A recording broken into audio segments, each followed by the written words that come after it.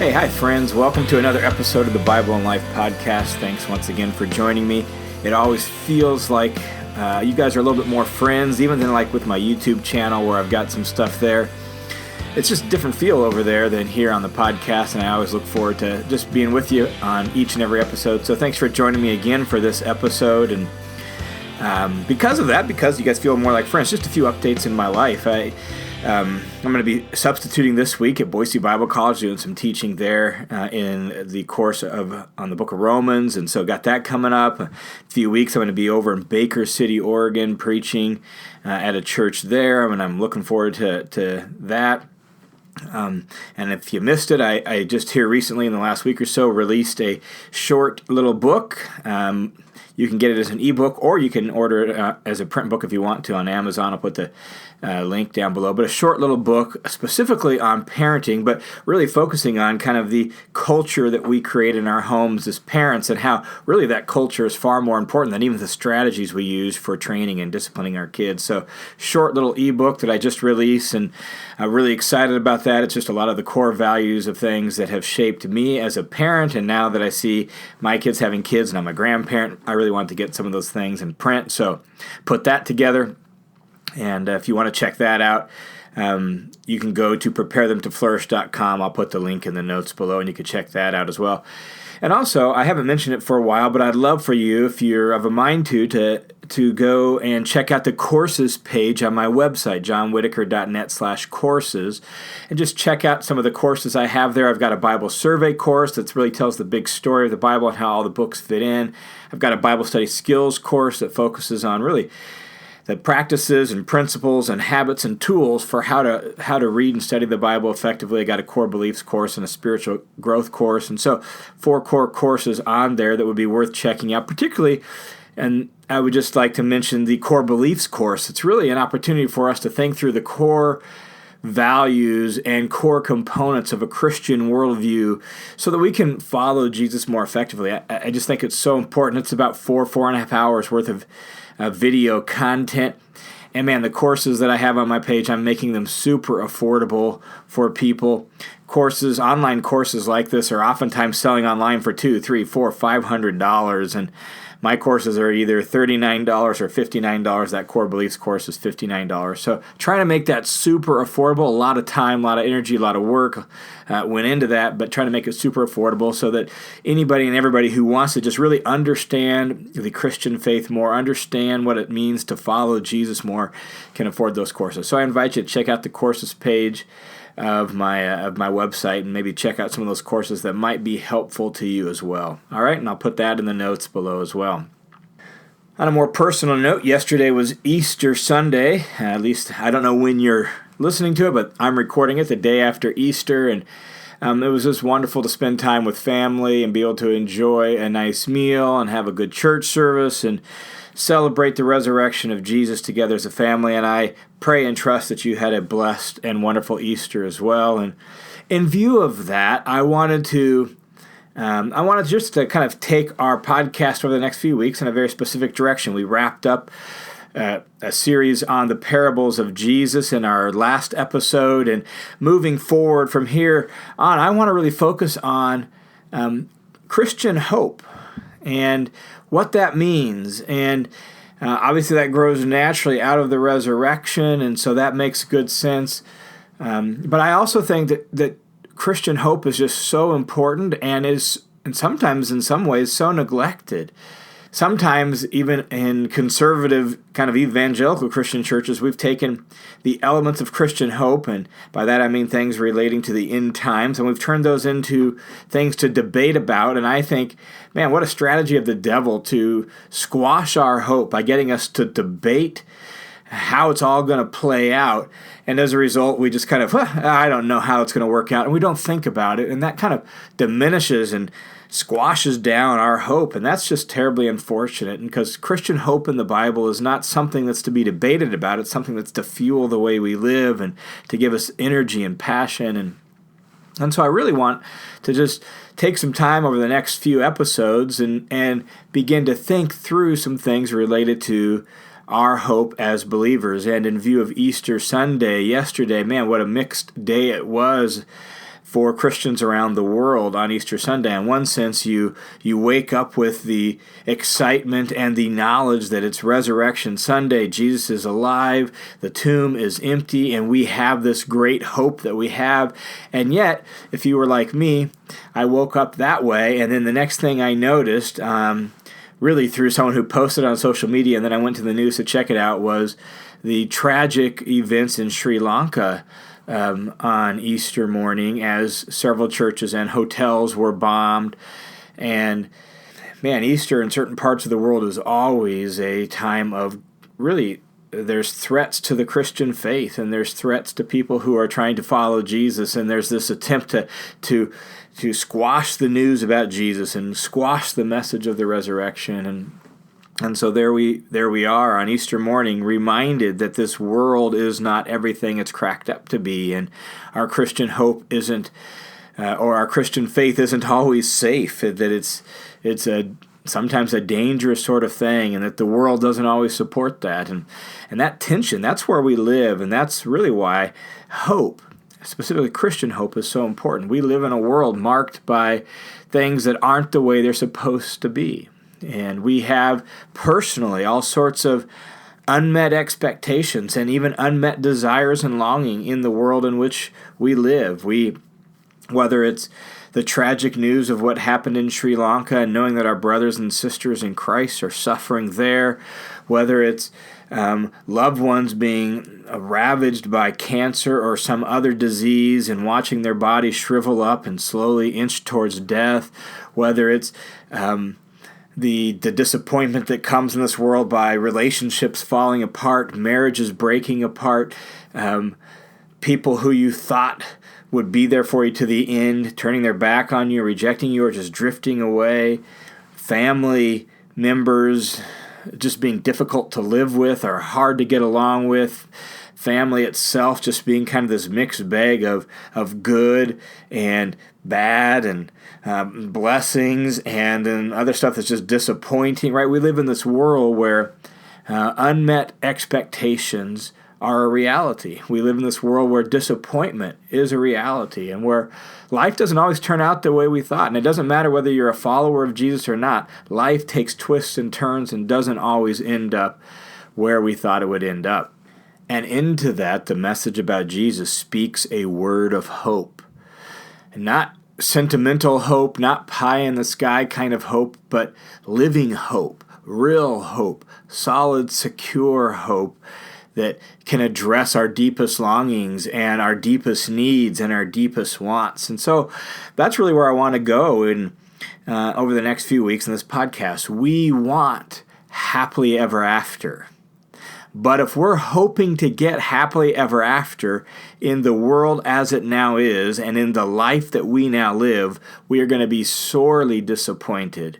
And we're going to have frustration and disappointment. We're going to have to try all sorts of things to make bring joy and gratitude to our life. If we expect this world and life as it now is to bring us the happily ever after we always long for, man, life is going to be a frustrating thing for us, and bitterness, cynicism, resentment may just as well creep in.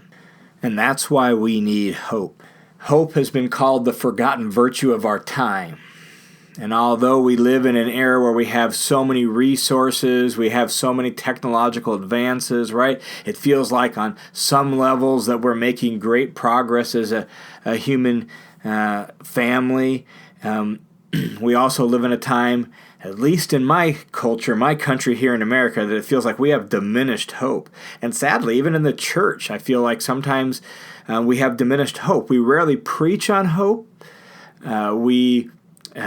Protestants very rarely even write about hope, and when they do, they don't write about it very well. Frankly, most of the best writings about Christian hope actually comes from Catholic scholars and Catholic authors, and for whatever reason, they seem to have done better thinking about all of that, and it is tempting for us. I love this line from one author. It is tempting for us to replace the biblical idea of hope, that really the virtue almost of hope, with what he calls flimsy substitutes that cannot possibly give us what our souls ultimately need.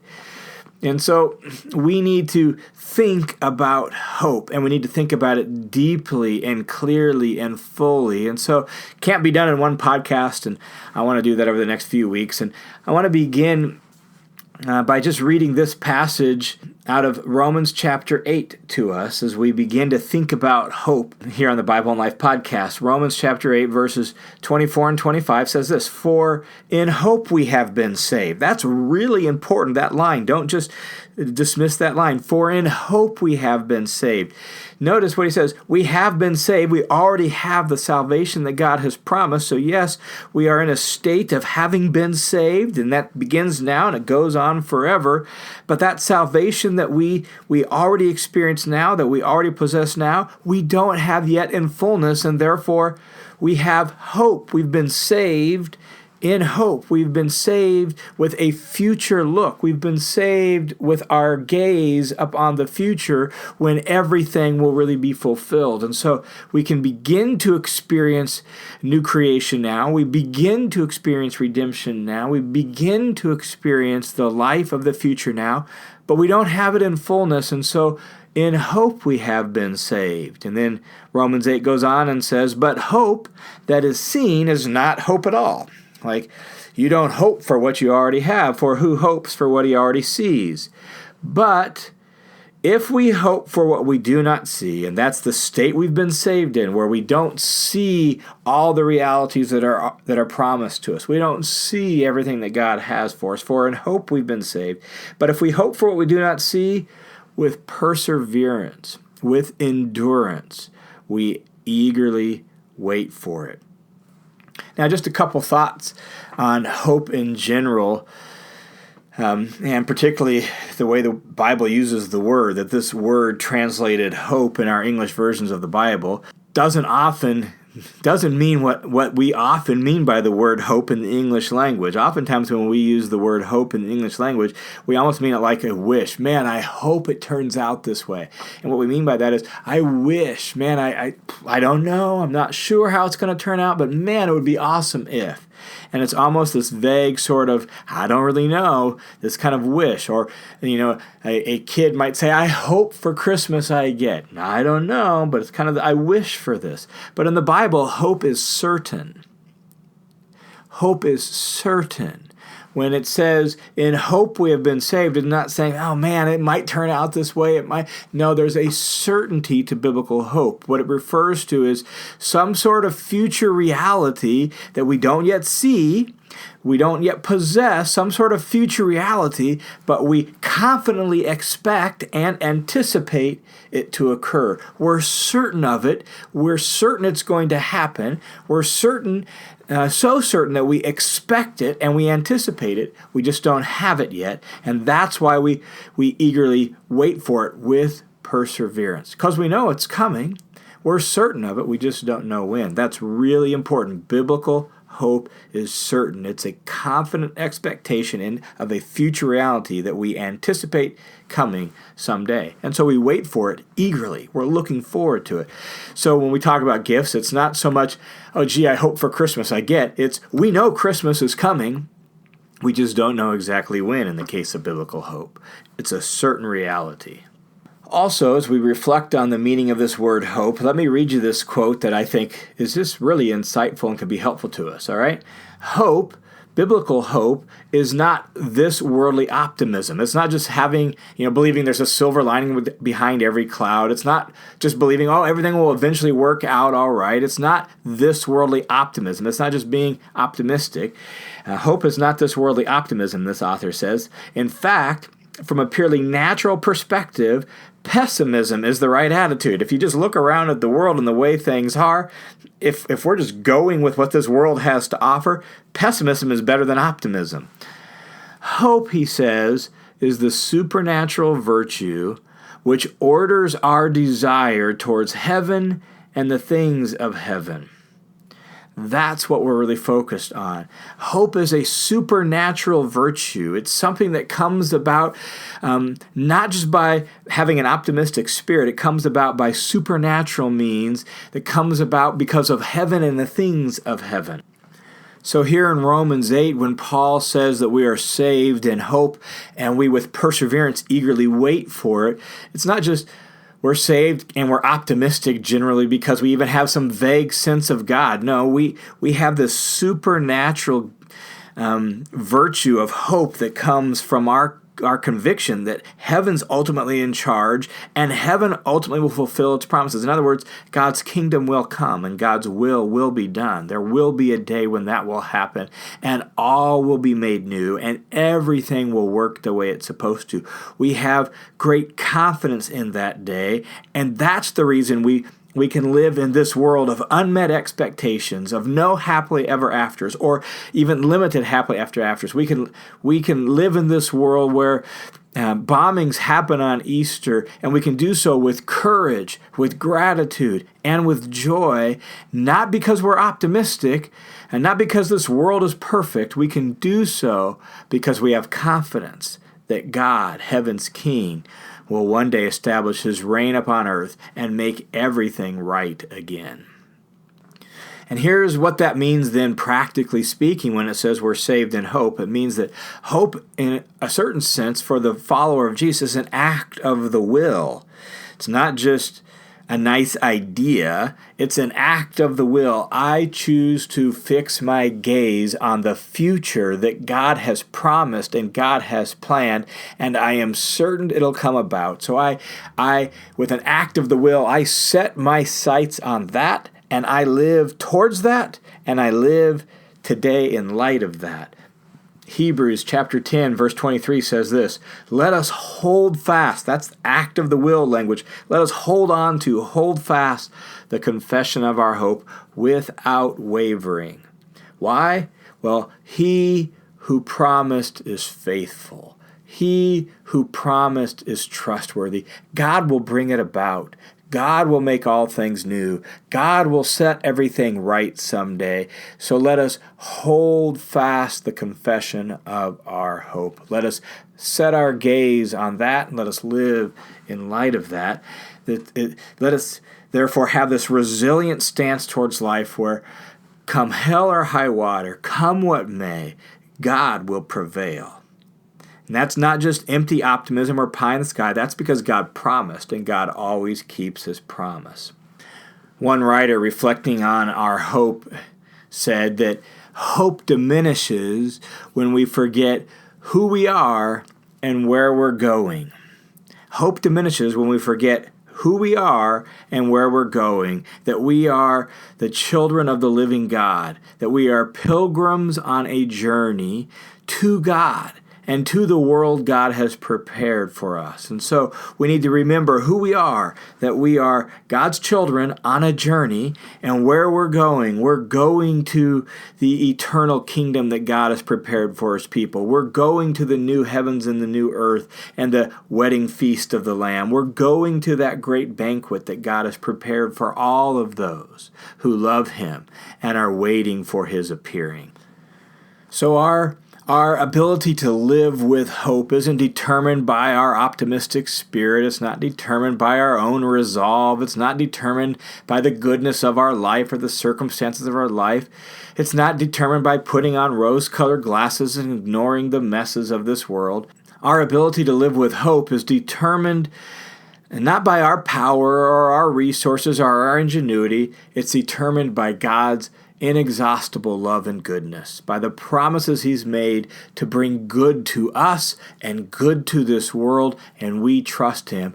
Our God is faithful, and what he has said he will do, we do. And so we are saved in hope, and with perseverance we eagerly wait for it, as Paul says there in Romans 8. And Romans 8 then ends with this crescendo, really culminating in this great praise to God, saying that if God is for us, who can be against us? And because of that, we are more than conquerors through him who loved us. And that's the hope we live with, that God, who is inexhaustibly good, who has inexhaustible love for us, will fulfill his promises to us and to this world to make all things new and to set all things right. And we are pilgrims on a journey to that day and to that world when God makes it so. So over the next couple weeks on the Bible and Life, I just plan on releasing episodes where we take some of the passages that explore what are some of the components of our hope. What are some of the elements we're looking forward to? What are some of the things God has promised, so that as we look forward to that day, we can fan into flame our hope, and we can live with great hope in this world because of what God has promised for us. And so that's where we're going to go over the next few weeks.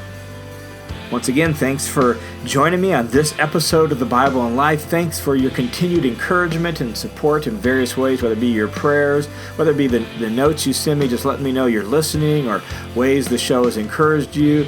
If you're able to give financially, and a number of you do, thanks so much for that. And donating to this work, either through World Family Mission or through Patreon, and by becoming a patron. Thanks so much for your support that way. It means the world to my wife and I that you would invest in our Bible teaching ministry this way. So thanks for being a part of the Bible and Life family. God bless you guys, and we will see you on the next episode of the Bible and Life.